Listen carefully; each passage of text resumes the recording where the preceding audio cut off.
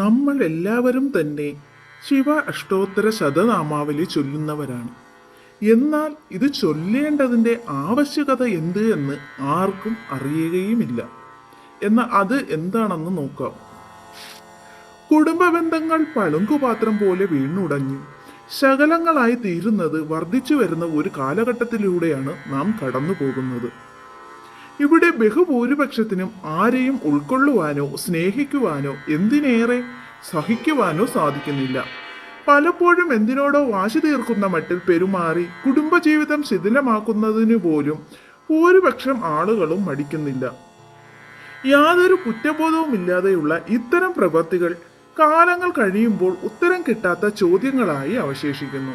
അപ്പോഴേക്കും ജീവിതത്തിന്റെ നല്ല കാലങ്ങൾ വഴിയിൽ എവിടെയോ കൈമോശം വന്നതായും ജീവിതം തന്നെ നഷ്ടമായി പോയി എന്ന ചിന്ത അവശേഷിക്കുകയും ശിഷ്ടകാലം അതേക്കുറിച്ച് ആലോചിച്ച് ജീവിതം തള്ളി നീക്കാൻ വിധിക്കപ്പെട്ടവരായി തീരുകയും ചെയ്യുന്നു.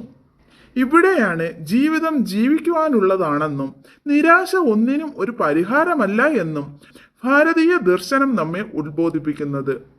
ഇപ്രകാരമുള്ള ബോധം നമ്മിൽ ഉണർത്തിയ ത്രികാലജ്ഞാനികളായ ഭാരതീയ ഋഷീശ്വരന്മാരെയാണ് നാം വണങ്ങേണ്ടത്. വിവാഹമെന്ന പവിത്രമായ സങ്കല്പത്തിന്റെ മഹനീയത ഭാര്യ-ഭർതൃബന്ധത്തിന്റെ ദൃഢതയിലാണ് നിലകൊള്ളുന്നത്. ഭാരതീയ സങ്കല്പത്തിൽ ഭാര്യയെ സഹധർമ്മിണിയായി അറിയപ്പെടുന്നതും ഭാര്യയും ഭർത്താവും രണ്ട് ശരീരവും ഒരാത്മാവുമായിരിക്കണം എന്ന് പറയുന്നതും അതുകൊണ്ടാണ്.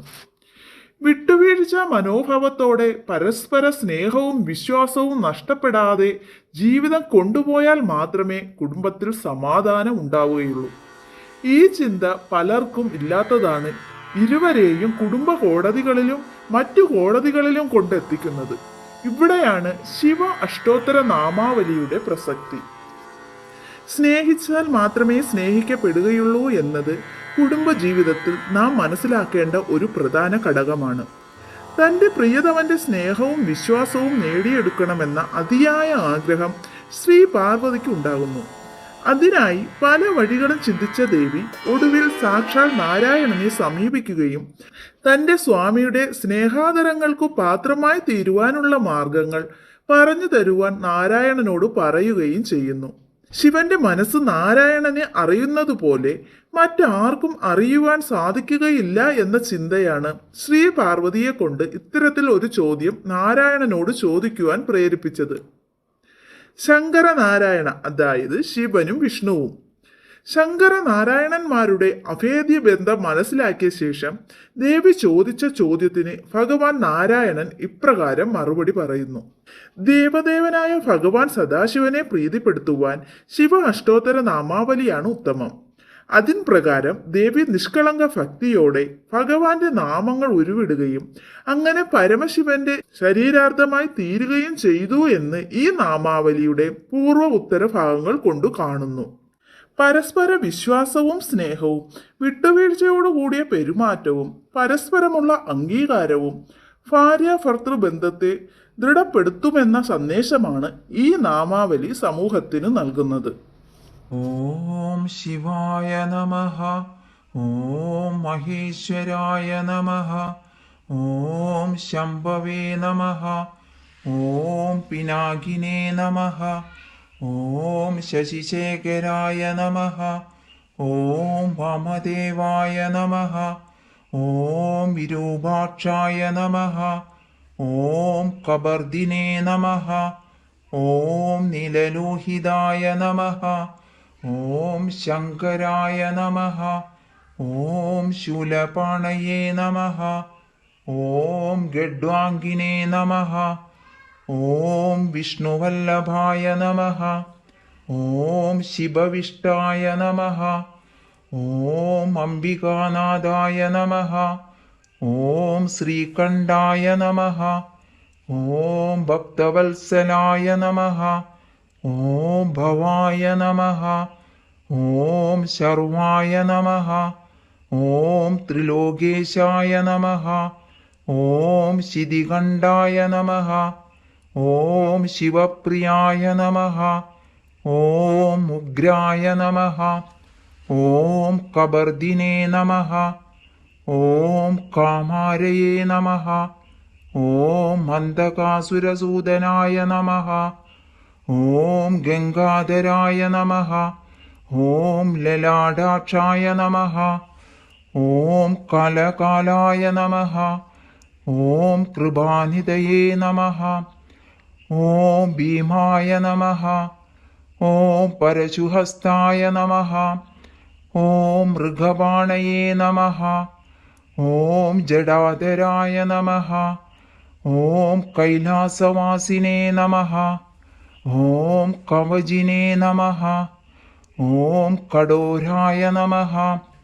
ഓം ത്രിപുരാന്തകായ നമഃ. ഓം വൃഷാംഗായ നമഃ. ഓം വൃഷഭാരൂഢായ നമഃ. ഓം ഭസ്മോധൂളിതവിഗ്രഹായ നമഃ. ഓം സാമപ്രിയായ നമഃ. ഓം സ്വരമയായ നമഃ. ഓം ത്രയീമൂർത്തയേ നമഃ. ഓം അനീശ്വരായ നമഃ. ഓം സർവജ്ഞായ നമഃ. ഓം പരമാത്മനേ നമഃ. ഓം സോമസൂര്യാഗ്നിലോചനായ നമഃ. ഓം ഹവിഷേ നമഃ. ഓം യജ്ഞമയായ നമഃ. ഓം സോമായ നമഃ. ഓം പഞ്ചവക്രായ നമഃ. ഓം സദാശിവായ നമഃ. ഓം വിശ്വേശ്വരായ നമഃ. ഓം വീരഭദ്രായ നമഃ. ഓം ഗണനാഥായ നമഃ. ഓം പ്രജാപതയേ നമഃ. ഓം ഹിരണ്യരേതസേ നമഃ. ഓം ദുർദർശായ നമഃ. ഓം ഗിരിശായ നമഃ. ഓം ഗിരീശായ നമഃ. ഓം മനഘായ നമഃ. ഓം ഭുജംഗഭൂഷണായ നമഃ. ഓം ഭർഗായ നമഃ. ഓം ഗിരിധന്വിനേ നമഃ. ഓം ഗിരിപ്രിയായ നമഃ. ഓം കൃത്തിവാസസേ നമഃ. ഓം പുരാരാധയേ നമഃ.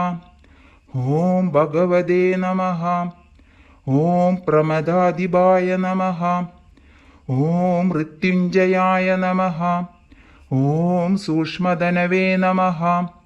ഓം ജഗദ്വ്യാപിനേ നമഃ. ഓം ജഗദ്ഗുരവേ നമഃ. ഓം വ്യോമകേശായ നമഃ. ഓം മഹാസേനജനകായ നമഃ. ഓം ചാരുവിക്രമായ നമഃ. ഓം രുദ്രായ നമഃ. ഓം ബുധപതയേ നമഃ. ഓം സ്ഥാണവേ നമഃ. ഓം അഹിർബുധ്ന്യായ നമഃ. ഓം ദിഗംബരായ നമഃ. ഓം അഷ്ടമൂർത്തയേ നമഃ. ഓം അനേകാത്മനേ നമഃ. ഓം സ്വാത്വികായ നമഃ. ഓം ശുദ്ധവിഗ്രഹായ നമഃ. ഓം ശാശ്വതായ നമഃ. ഓം ഗണ്ഡപരശവേ നമഃ. ഓം അജായ നമഃ. ഓം പാശവിമോചനായ നമഃ. ഓം മൃഡായ നമഃ. ഓം പശുപതയേ നമഃ. ഓം ദേവായ നമഃ. ഓം മഹാദേവായ നമഃ. ഓം അവ്യയായ നമഃ. ഓം ഹരയേ നമഃ. ഓം പൂഷദന്തവിദേ നമഃ. ഓം അവ്യഗ്രായ നമഃ. ഓം ഭഗനേത്രവിദേ നമഃ. ഓം ദക്ഷാതുരഹരായ നമഃ. ഓം ഹരായ നമഃ. ഓം അവ്യക്തായ നമഃ.